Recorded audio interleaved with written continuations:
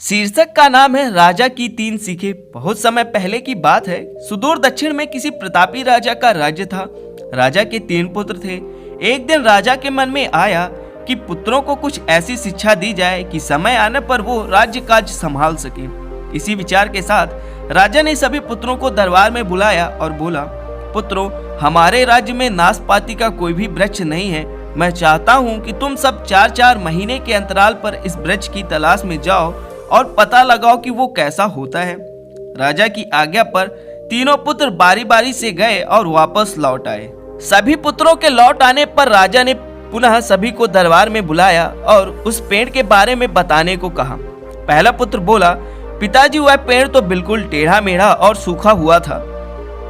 नहीं, वो तो बिल्कुल हरा भरा था, लेकिन शायद उसमें कुछ कमी थी क्योंकि उस पर एक भी फल नहीं था। दूसरे पुत्र ने पहले को बीच में ही रोकते हुए कहा। फिर तीसरा पुत्र बोला, भैया, लगता है आप भी कोई गलत पेड़ देख आए हैं, क्योंकि मैंने सचमुच नाशपाती का पेड़ देखा है।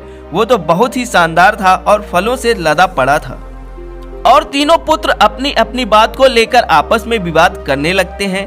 तभी राजा अपने सिंहासन से उठे और बोले, पुत्रों, तुम्हें आपस में बहस करने की कोई आवश्यकता नहीं है। दरअसल तुम तीनों ही वृक्ष का सही वर्णन दे रहे हो।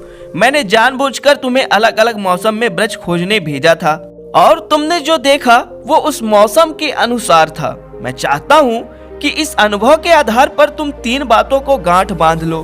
पहली, किसी चीज के बारे में सही और पूर्ण जानकारी चाहिए तो तुम्हें उसे लंबे समय तक देखना परखना चाहिए, फिर चाहे वो कोई विषय हो, वस्तु हो या फिर कोई व्यक्ति ही क्यों ना हो। दूसरी, हर मौसम एक सा नहीं होता। जिस प्रकार वृक्ष मौसम के अनुसार सूखता, हरा भरा या फलों से लदा रहता है, उसी प्रकार मनुष्य के जीवन में भी उतार चढ़ाव आते रहते हैं। अतः अगर तुम कभी भी बुरे दौर से गुजर रहे हो तो अपनी हिम्मत और धैर्य बनाए रखो, समय अवश्य बदलेगा। और तीसरी बात, अपनी बात को ही सही मानकर उस पर अड़े मत रहो। अपना दिमाग खोलो और दूसरों के विचारों को भी जानो। यह संसार ज्ञान से भरा पड़ा है। चाह कर भी तुम अकेले सारा ज्ञान अर्जित नहीं कर सकते।